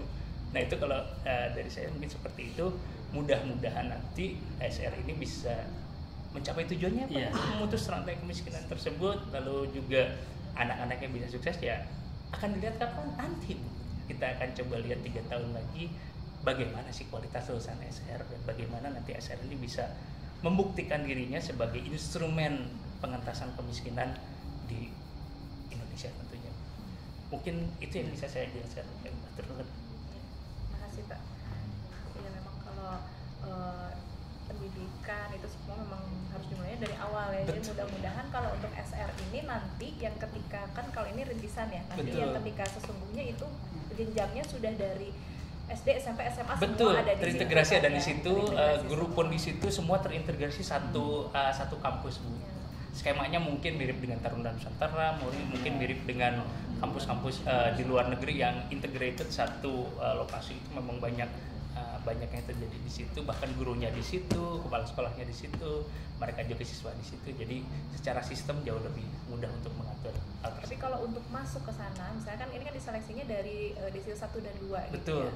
Ketika SD memang tidak masuk misalkan. Betul. Tapi ketika SMP ternyata dia jadi masuk ke desil 2 gitu. Itu bisa mengajukan atau memang dari seleksi dari Kemensosnya atau seperti Untuk apa? di awal memang kami seleksinya dari Kemensos ya Ibu, kayak sepertinya Bu Wiwit lebih karena terlibat langsung dalam perekrutan. Sekolah sekali lagi memang kami tidak terlibat langsung dalam perekrutan Bu, kami hanya menerima nama dari Kementerian Sosial, nama-nama siswa yang memang dengan sesuai SK Gubernur masuk di kami. Tapi untuk perekrutan pasti hubungannya berkaitan dengan PKH, data DTSR tadi banyak berperan di sana PKH. Bu Wiwit kebetulan banyak terlibat dalam perekrutan, jadi mungkin lebih memahami untuk perekrutan. Mangga Ibu. Pak, izin Pak Habib menjawab terkait yang rekrutmen tadi. Jadi memang berdasarkan surat yang dari Kemensos terkait dengan rekrutmen tadi itu 1A dan 1B memang prosesnya sangat lama. Jadi dari Kementerian Sosial itu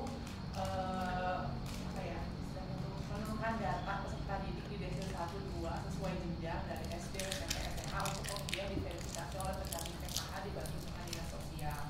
Nah, hasil dari rekrutmen untuk SR di Pulau Jabar ini kami memang bekerjasama dengan sentra, karena kan memang kalau di sentra itu kan secara SDM dan juga ini sudah menginduk langsung ke Kemensos. Jadi kami karena keterbatasan waktu juga, makanya kami memakai data peserta didik yang memang dari daftar tunggu dari si SR yang di sentra-sentra Kemensos tersebut. Jadi peserta didiknya itu yang berada di desil 1, 2 yang itu memang sesuai dengan kriteria peserta didik SR untuk kemudian diverifikasi oleh pendamping PKH dan kemudian kita plenokan di sini penetapan peserta didik untuk kemudian nanti ditetapkan oleh keputusan gubernur seperti itu. Nah, baik itu yang misalkan ditemukan ada di luar desil 1, 2 itu tuh memang kami melakukan verifikasi ulang dan kami juga mendatangkan BPS sebagai wali data yang melakukan pemeringkatan untuk DTSN dan di situ berdasarkan hasil dari verifikasi pendamping PKH walaupun dia berada di atas desil 1, 2 tapi masih layak. Nah itu nanti akan dijadikan potensi pemutakhiran untuk tahap selanjutnya karena kan DTSN itu pemutakhirannya per 3 bulan ya. Nah nanti misalkan dia ditemukan ada di desil 4 atau desil 5 tapi dari kondisi rumah atau kondisi keluarganya itu sebenarnya dia masuk desil 1 sampai 2 itu akan dilakukan pemutakhiran tahap selanjutnya tapi tetap dimasukkan ke siswa SR ini berdasarkan hasil dari rapat pleno tersebut. Jadi ada proses untuk pemutakhiran ya, Iya, dan nanti diputuskan pleno tadi kalau misalnya tadi dari SD SMP tidak masuk itu ada pemutakhiran dan proses seperti itu oleh Kemensos.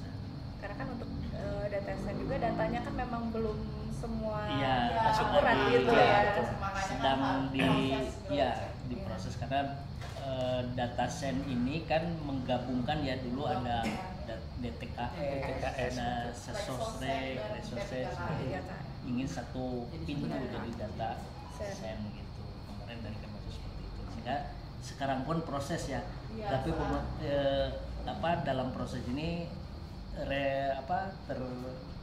termutakhirkan se-3 bulan sekali ya. Iya, Pemutahiran. untuk yang DTSN per 3 bulan sekali. Seperti itu. Insya Allah ada pemutahiran ketika ya kita kan ingin melihat ya ketika desil 1 turun jadi desil 2 ya dari situ itu dari sisi pemutahiran.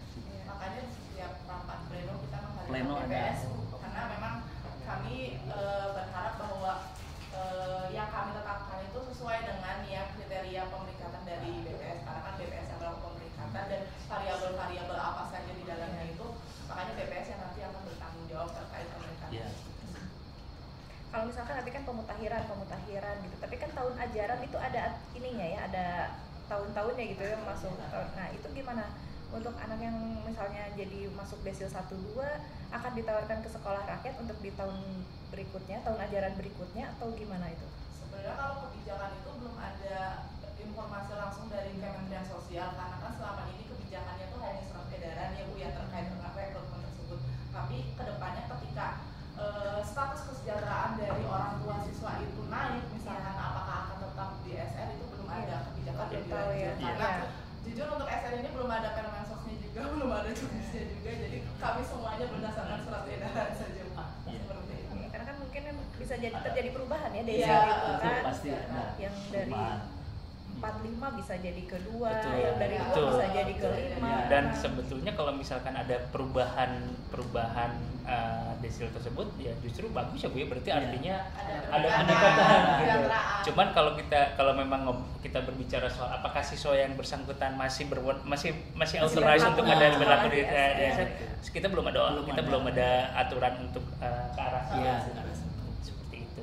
Untuk sekarang mungkin baru graduasi Bu namanya. Nah itu yang mungkin nanti di kementerian sedang digodok Bu, sedang digodok karena kemungkinan Naik mungkin kelas seperti gitu itu ya. naik kelas gitu Bu. Apakah siswanya tetap di sini atau dia di-expelled gitu atau disalurkan ke sekolah-sekolah negeri umum, atau sekolah sekolah negeri umum. biasa gitu. Ya. Karena sebetulnya untuk penanggulangan kemiskinan di sekolah negeri ada Bu yang Bapak bilang tadi ada afirmasi Iya. gitu. Tapi kan memang kalau afirmasi kan hanya dulu 30% dari siswa gitu, dan itu pun desilnya kan masih kurang jelas. Yang penting mereka punya kartu masuk gitu bisa masuk. Sedangkan di sini memang yang dikejar adalah kemiskinan yang ekstrim.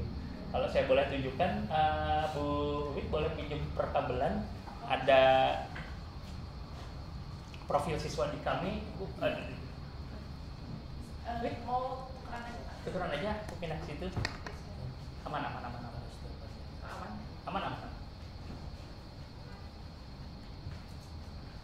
Nah Ibu, ini untuk profil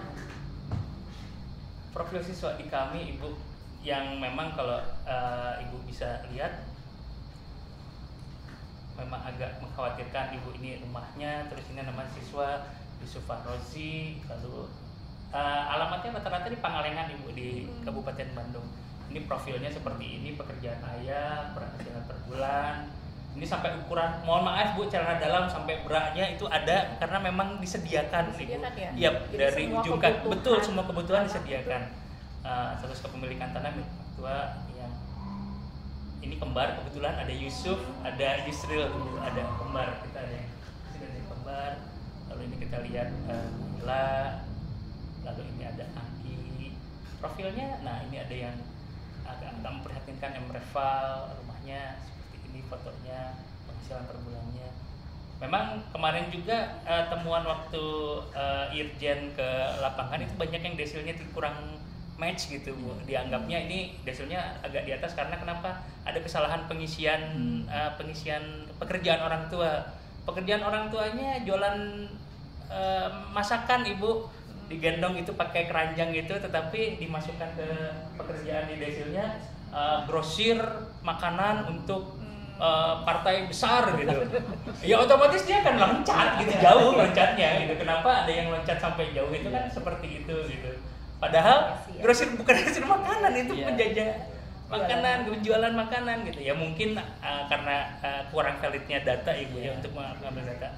Karena mungkin datanya ada pilihan. Betul, ada pilihan. Jadi tinggal milihnya, tinggal pilih itu aja. Oh, makanan, grosir makanan aja. Padahal kan kalau grosir kan ya gitu, Bu. Betul. Makanan juga resto dengan pedagang itu udah beda lagi, Bu. Nah, itu kebetulan ada beberapa. Nah, ini Bu memang hasilnya. Memang agak memprihatinkan, bahkan ada Kang Usep ini yang rambutnya warna-warni Ibu. Waduh, luar biasa gitu.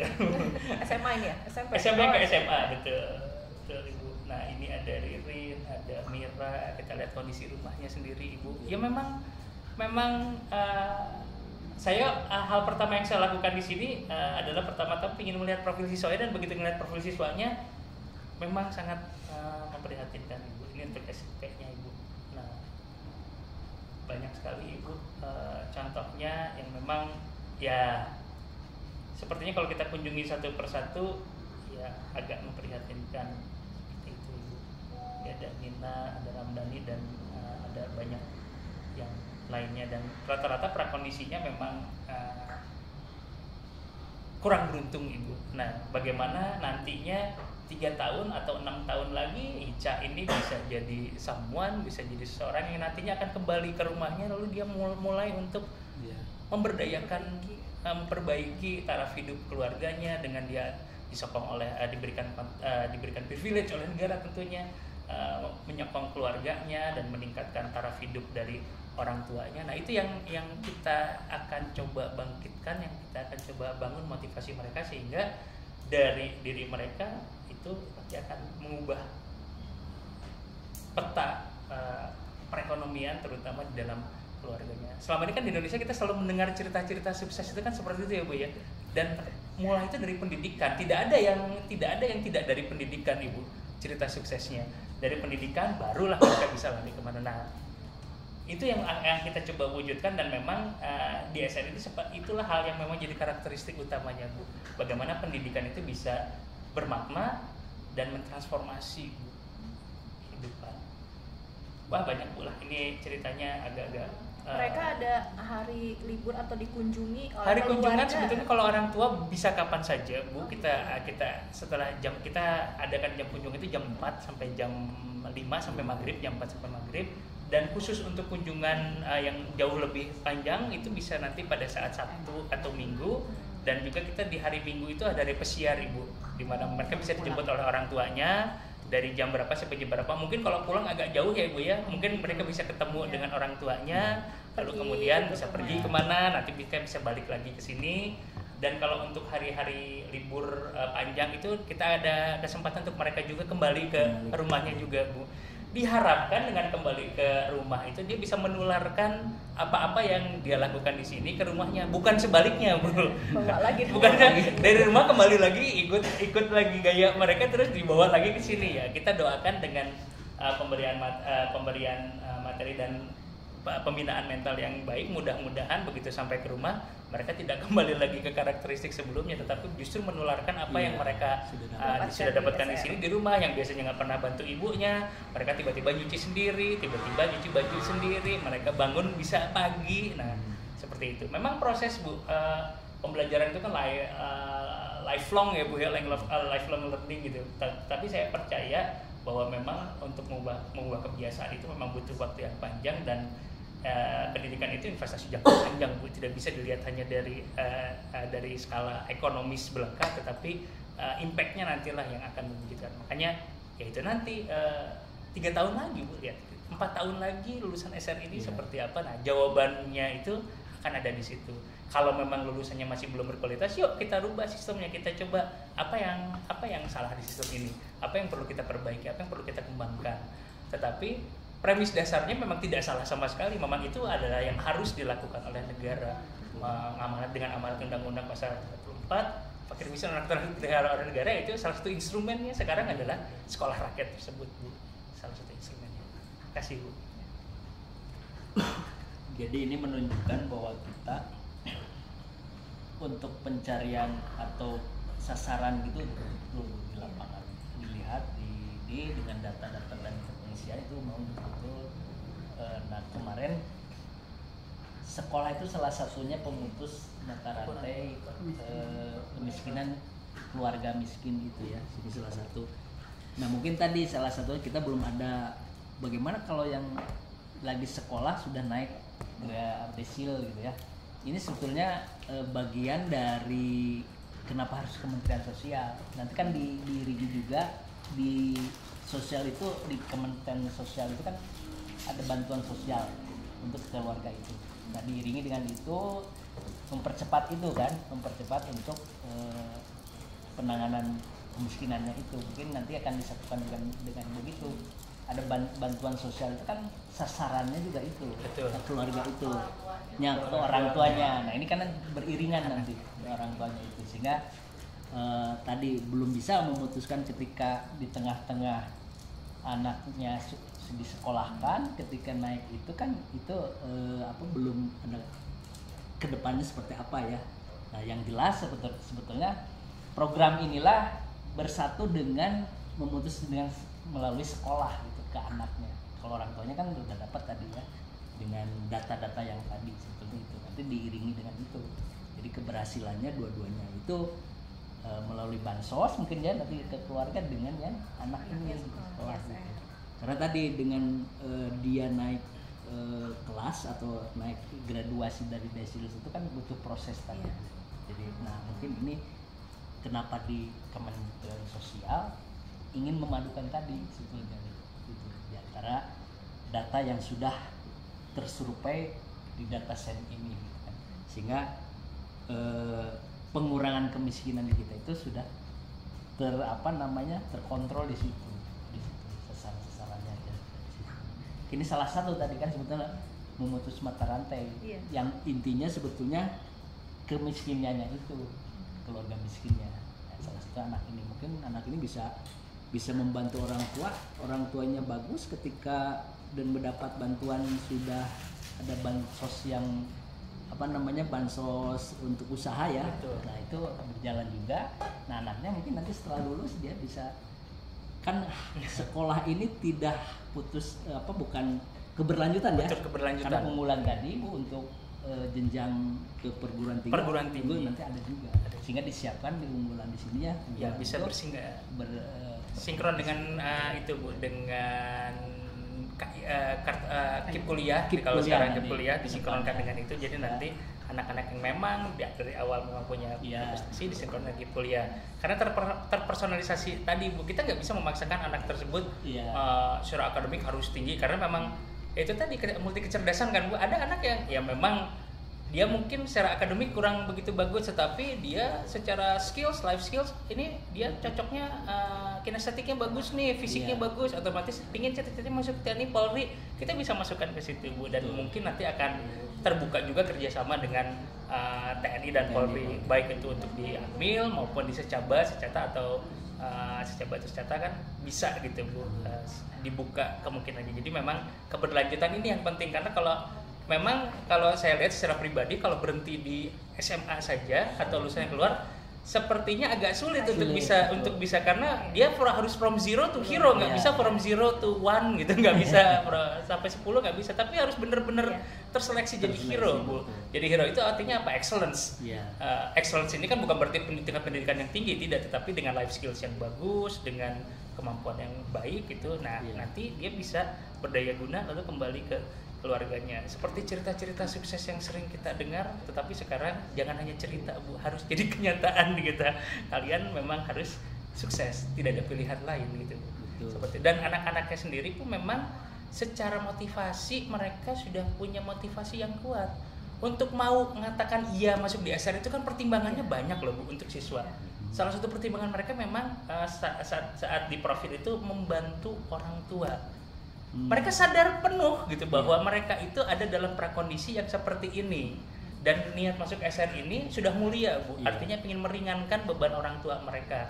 Artinya ya mari kita coba didik mereka, kita coba transformasi mereka dari pribadi-pribadi yang sekarang menuju nanti menjadi pribadi yang memang luar biasa tadi, sehingga 20 tahun lagi ya mereka bisa bercerita Bu. Sama seperti saya bercerita sekarang, dulu saya seorang, nanti mereka 20 tahun bahkan di 2045 ya Pak ya, yang pas Indonesia Emas mungkin mereka akan duduk di posisi-posisi yang penting dalam kehidupan, dan mereka bisa punya sosial empati terutama ya Pak ya, seperti yang kemarin ditambahkan oleh Pak Menteri, punya sosial empati yang kuat, merasa menjadi bagian dari bangsa ini, merasa mereka diperhatikan oleh bangsa ini. Karena selama ini kan yang selalu terjadi adalah mohon pemerintah dong, ayo beri kami dong, beri gitu. Tetapi tidak memikirkan apa yang kita bisa berikan gitu.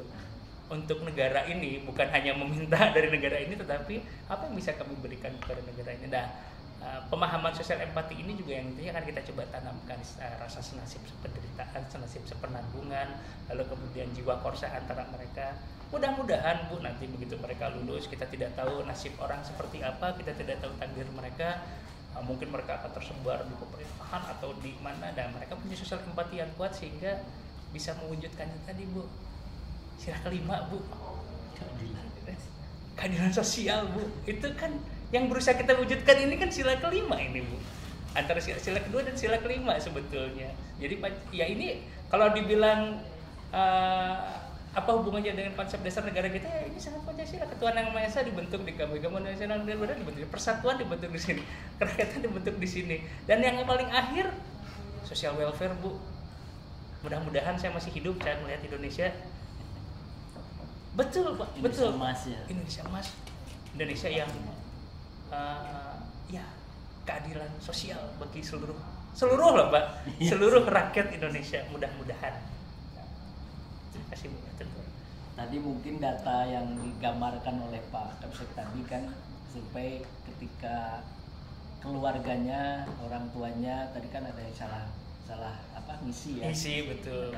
Tadi kan harapannya ada dagang atau berjualan ya, disangka resto ya. Mudah-mudahan ini motivasi ketika anaknya nanti mudah-mudahan pengusaha jadi membuat resto itu salah satunya mensinkronkan data tadi begitu.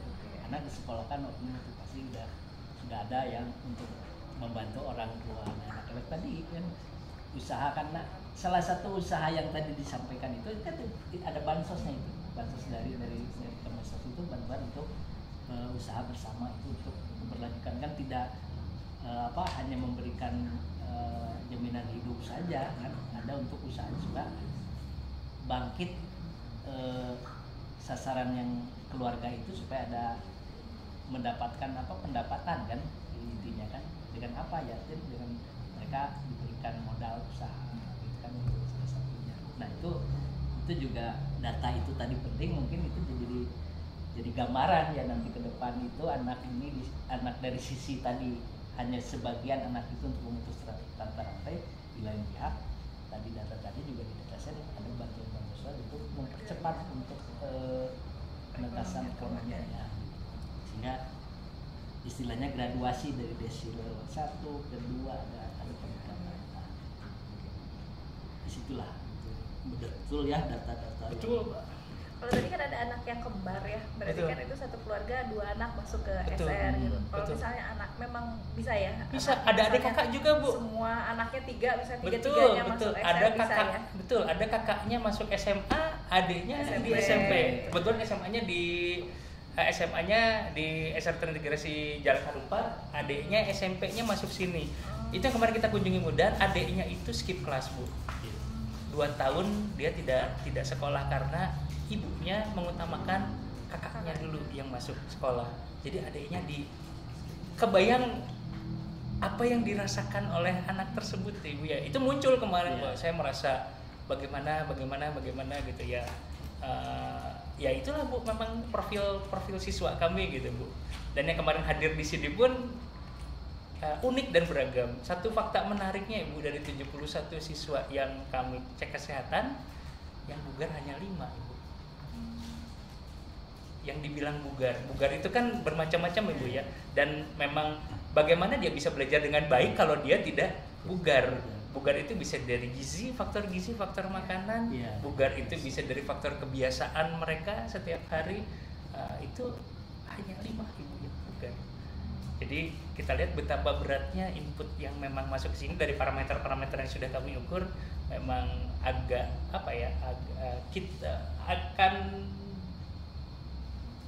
bukan beban, sesuatu program yang baik ini harus kita rencanakan, sehingga dengan dari input ini yang seperti itu profilnya bisa kita maksimalkan di proses pembelajaran nanti.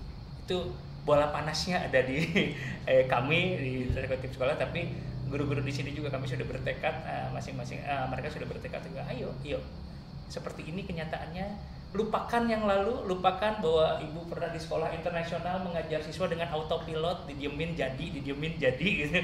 Sekarang kita punya siswa yang latar belakangnya benar-benar butuh bimbingan dan terpersonalisasi. Bapak Ibu menambahkan seperti Finlandia kan ya, iya. Ini kurang Finlandia gimana? Kelasnya rombalnya sedikit, Bu. Cuma 4 rombal. Siswanya ada berapa? Cuma 25. Sekarang Jawa Barat 50, Bu. Maksimal. Siswanya cuma 25. Alasan apa lagi yang mau di kalau kita jadi guru, alasan apa lagi sih yang mau bersembunyi di balik apa lagi? Selama ini kan guru bersembunyi, kita nggak bisa meningkatkan kualitas pendidikan karena satu, rombalnya banyak, siswanya banyak, masif, bro. Di sekolah negeri kan seperti itu. Nah sekarang di sini apa mau alasan apa lagi? Kesejahteraan, sangat sejahtera Ibu. Untuk penggajian di Kemensos, kami kemarin baru dapat SK-nya, guru itu dibayar dengan sangat lebih dari sejahtera sebetulnya dibandingkan dengan guru yang umum ya Bu ya. Itu seperti itu realitasnya. Jadi apa alasannya? Tidak bisa ada alasan lagi. Jumlah siswa sedikit, terpersonalisasi, rombelnya sedikit, otomatis ya fasilitas juga mendukung, otomatis ya itu yang menjadi beban kami, bukan beban, menjadi peluang buat kami untuk bisa mewujudkan pendidikan seperti apa yang kami idam-idamkan. Di SR ini kami gembiranya sama seperti diberikan kertas kosong, Bu. Diberikan blank sheet, diberikan ruang untuk berekspresi, ruang untuk berimajinasi, ruang untuk berekspresi sebagai seorang guru tentunya tentang bagaimana sih pembelajaran yang ideal yang kita idam-idamkan. Karena kalau di sekolah umum kan jauh lebih sulit untuk mewujudkan itu, Bu. Karena memang strukturnya sudah ada, lalu kemudian lengkap dengan segala macam permasalahannya. Di kita pun ada permasalahan, tetapi untuk pembelajaran jauh lebih sangat fleksibel dan jauh lebih memungkinkan untuk kita bisa berimprovisasi, kita bisa menerapkan metode-metode pembelajaran yang baik, kita bisa menerapkan strategi pembelajaran yang maksimal. Karena itu tadi Finlandia, Bu, jumlah 25, siswanya sedikit, guru BK-nya sudah saya wanti-wanti, pokoknya dari ujung rambut sampai ujung kaki kamu harus ibu harus hafal siswa ini. Kalau di negeri kebayang, Bu, satu kelas 50, kita 12 rombel, gimana mau hafal gitu siswa. Bahkan nama pun saya dulu, kamu teh si ini ya, kamu teh si ini ya gitu. Kalau sekarang kan hanya 100, Bu. Artinya ayo, saya juga memotivasi guru di kami juga untuk bisa maksimalkan. Kita punya tantangannya itu adalah input siswanya yang mungkin dengan kualitas yang seadanya mungkin ya, Bu ya. Tetapi bagaimana dengan proses yang baik, dengan advantage kita tadi, fasilitas yang baik segala macam, kita bisa mentransformasi mereka. Mudah-mudahan bisa, Bu. Kami akan usahakan sekuat tenaga supaya itu bisa terlaksana.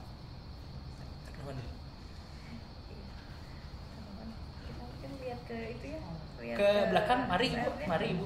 Nanti kami juga ajak ketemu dengan guru-guru. Kebetulan Pak Ade berkenan di sini memberikan kami ruangan untuk rapat, ada di ruang resos, dan kami sedang rapat dulu guru-gurunya.